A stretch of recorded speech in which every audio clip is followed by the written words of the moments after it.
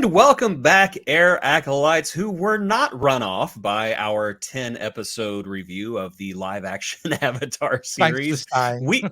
We are back on our BS with the animated Avatar, and we are diving into Season 2 of Avatar Le Last Airbender with Episode 1 of Season 2. It's called The Avatar State. The State of the Avatar. And the state of the Avatar is good right now because this was a good episode. Very good episode. Delighted to go back and watch it. You know, it's been interesting, can I say, before you start, is like, because I'm in a unique position, never seen Avatar, watched season 1, throw into the live action series, and now getting to go back. I think I'm quite lucky to be able to go kind of back to a safety net and enjoy this. And yeah, you said it was a good episode. Maybe just because I was biased, I was like, this was a great episode. I agree. So let's get into it. So we open up. Aang is having nightmares about his Avatar state. And while he and Katara, and yes, I know that my girls are there. They wanted to be part of this week. They're so attention, aren't they? They're so Gen Z. They're going to be in everything. They really are. So Aang is having nightmares about his Avatar state because he's kind of scared of it, and they are sailing back out of the northern water tribe with Paku, who gives them all gifts. You know, Katara, take this vial of water; it's very special. Aang, you take this courage, and Sokka, good to see you, Sokka.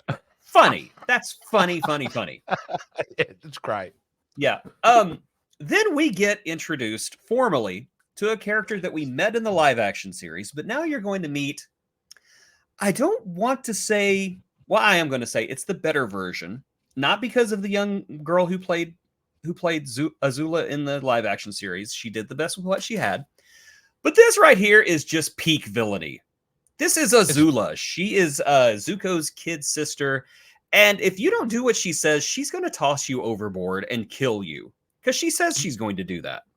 Yeah. Look, can I just say from the episode with her, wow. Yeah, the problem isn't with the actress. It's the problem with in the live action with her, I think, was we saw emotionality in the live action version where you could see behind her eyes she's scared or anything like that. We cut all that garbage out and we have a pure, nasty piece of work.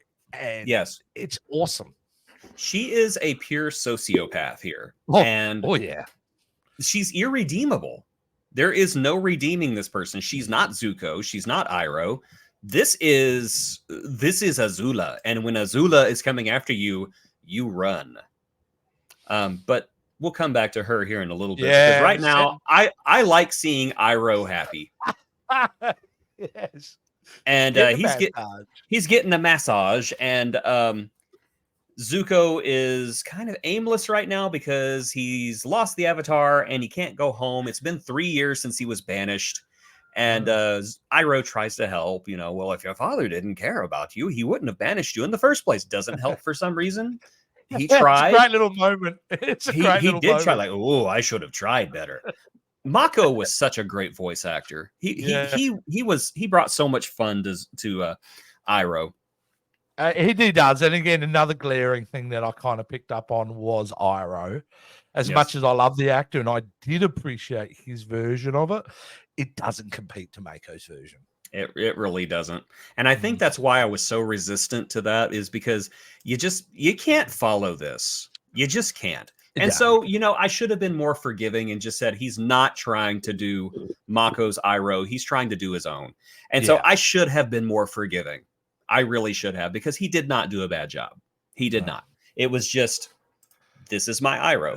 Yeah, that's Uncle Iroh. Yeah. And you know what? That Uncle Iroh from the live action series could be the next generation's Iroh. Young minds, be tolerant. They're wrong, though. Aang and the gang come to this Earth encampment where we meet this guy. I can't remember his name, though. I should have brought my notes up. He welcomes them. Yeah, he's great armor, except they don't care about their feet. Yeah, you know, well, they gotta have they're earthbenders. They have to have their feet uncovered. Because how else are they going to sense things? Because they see with their feet. Really? Is that what they Come or on you that? just in? No, they see with their feet. They stomp on the ground and they read the vibrations. Yeah, I suppose I'll go with that. Okay. Um. Big gross looking feet though. Well, yeah, Yeah. obviously. Um. So while they are being welcomed, we catch up with Azula and we see that she is not only Sure. she is not only a perfectionist, she's not only a psychopath, but she's also a perfectionist because one hair was out of place. Yeah. She is really, yeah. That She was scene not where hugged as enough as a child. they zoom in on her face and that one hair is there and she's just glaring at it like I will set Yeah. you on fire right now. She probably did. I imagine she probably whoosh, just set it So on fire. she's the younger sister, correct? In the Yes, animated? She's still she's the like younger sister. she's like 14. Yeah. Yeah, which So, is nuts. I yeah. mean, like, Jesus, she would have definitely been a problem child, that one. Getting her to bed wouldn't have been easy. Most definitely. She's definitely set some Brush your small teeth. animal. She definitely set some cats on fire. Yeah, I those I our kind of get the clients would same not be happy. I kind of get the same air of malevolence from all four of them. Yeah, they've all got that same kind of look, haven't they? I'll Like, kill you quite I easily. would burn you where you stand if I had the power. Speaking of power, the Earth General tells Aang, "We want you to go into the Avatar state and use you as a weapon." To which Now. Aang is notably shocked by this because Yeah. he's terrified of himself as in the Avatar state. But the Earth General does convincingly say, "We are losing soldiers. People are getting hurt. People are getting killed. You could stop this right now." Yeah. He appeals to Aang's better nature and says, we can use this to stop it. And of course, Aang says, "You know what? I think that this is a good idea. We're going to try it," which leads to a very funny series of scenes where they basically try to get Aang's Avatar state to come out almost like you would be trying to cure the hiccups. Oh, come on. The best of, I hope you got the image of it where I don't know, their shaman or whatever goes. I don't have that. Air, I do have fire, water. in air, fire, water, heart. Let's see. It's a little hard and to it literally see. throws mud. Yeah, that's it. Yeah. This is mud. Yeah. But yes, they try to scare him with Momo head. They try to mix all the elements together and throw it at him. They give him coffee, which also doesn't work out well. So far, nothing's causing the Avatar state to come out. But meanwhile, Zuko and Iroh are shocked to come across Azula, who comes to them and says, "Zuzu," which, number one, I love that his nickname is Zuzu. "Zuzu, Father's changed his mind and he wants you to come home. Come home with me, Zuko. All will be forgiven." Zuko's just like, "Oh, everything's forgiven. Everything's going to be all right." And Iroh's like, "Are you sure? Yeah, Are you sure about that? Don't you think this is dumb?" And of course, Zuko has one of his "let me yell at Iroh" moments, and Iroh gets his feelings hurt. And how dare you? How dare you, Zuko? How dare you? So, but it leads to that great scene, doesn't it? Are you moving to the next scene where they get on the boat? We'll skip to that one. But yes, Zuko meets Iroh meets Zuko and says, "Where you go, I go." So yeah, they're going to go together. But let's jump back a little bit. Go back. Yeah, I jumped because forward at it. Because Aang cannot get into the Avatar state. He just can't. His spirits, he just can't get it up, so to speak. And this, of course, the Earth General responds in a very diplomatic way and orders everybody to attack the Avatar to get him to get into the Avatar state. He turns into Quasimodo for just a moment. And then the Earth General makes a mistake and says, "Let's try to kill Katara." That whole sequence, though, Jason, I think you're skipping unbelievable action sequence. Unbelievable. Screaming as Katara's being pulled under the dirt was just incredible. The action sequence was great. And then, of course, Avatar state triggered.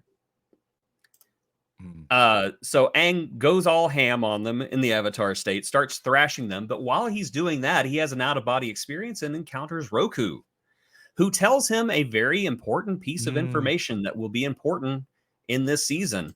And that is, Aang, if you are killed in the Avatar state, the Avatar cycle will be broken forever. Yeah, that was a big reveal, wasn't it? Yes. Big reveal. Because I didn't know. I mean, you're not to know before that moment that that's the case. So no. It really adds dimension now, doesn't it, to it does. Being in the Avatar state. The Avatar being Aang's strongest and most vulnerable position, which I think is really kind of cool. Really smart. We cut back to Zuko and Iroh. They are boarding Azula's boat.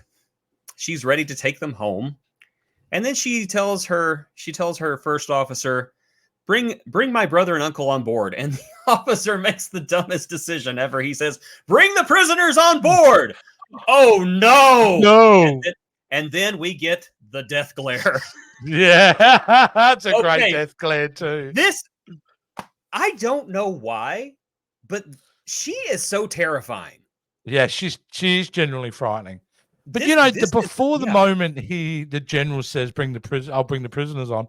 I just love the walking down the jetty, and Zuko's blind by it. He's just, get to go home. But Iroh knows he's glaring at these guys, and I just go, he knows he's so much wiser than Zuko that. And it just goes to show the character, his love for his nephew overrides sometimes logic, doesn't it? Yeah. Well, he didn't go there to go home with Zuko. He went there as backup. Yeah. He knew. But there is a fight, Zuko and Iroh versus the Fire Nation. Yeah. And then we get another reveal. Azula and her lightning bending. Mm-hmm. Which would have been a great reveal if it wasn't spoiled for me in the live action series. Yeah, but she shoots lightning at Zuko, and Iroh intercepts it. It's like, yes. No. I did have a still of that, but it was like young lady. Yeah. All the color was inverted, and I just didn't like it, so I didn't use it. But it's again terrifying. I just love that. Jason, for our opening episode for a season, this is great because it's kind of setting up the whole season in a way, isn't it? And you know more than I do, so I'm just going to throw my theory out there with this. This is a season that's really dealing with Aang and his own insecurity, whether he can be or not. And I think he's, with that dream sequence, is kind of telling us that Aang's hardest enemy this season will be himself, more so than he was in season 1. And I think what's also setting up is the complexity of Zuko Iroh now. Like, they were villains in the first season. I don't necessarily see them as the villains anymore. So it brings a grey element to it as well, which I really loved. So yeah, I think this is a great episode. I can't wait to continue on with the season. So let's wrap up the recap. So the Earth General is defeated. Yes. Loved it. Let me get on that. It's okay, horse birdie thing. It's Sokka's trying to climb on it for the first time. I love that. Azula declares Iroh and Zuko traitors to the Fire Nation, and if anybody sees them, they are to arrest them. And then we get one of the most solemn scenes of the entire episode. Zuko and Iroh cut off their top knots and walk away together. Because I looked this up. The top knots are a symbol of status. Yes. And so taking them and cutting them off is, one, it is practical because they know that with their top knots, they're going to be recognized as affluent members of the Fire Nation, and that would make them more easily identifiable. And 2, it's symbolic because they are cutting off all of their ties to their former life, and they are now on their own, basically.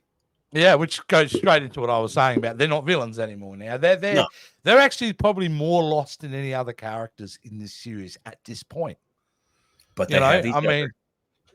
They do have each other. So what makes so great about that for me as well is I don't know what's going to happen next with these characters. They're not following the traditional template of being villains. So that's fantastic. I don't know what they're going to do. And I assume they're going to be out for themselves. So it should make some very interesting storytelling this season. There are a lot of twists and turns with these two. But yeah, I'm Zuko and Iroh, my favorite characters in the whole series. But there is a character coming up that I think you're really going to enjoy.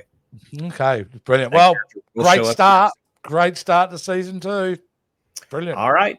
So, ladies and gentlemen, thank you for joining us for this opening to season 2 of Avatar: The Last Airbender. Be sure to like, subscribe, comment, and join our Patreon. Information on that is below, and we will see you next time on Breaking Wind, The Last Airbender podcast. Cool. Yeah, she's such a little bitch, and I just think, wow, this is what they should have done in the live action. That's my phone going off. Probably That's should professional.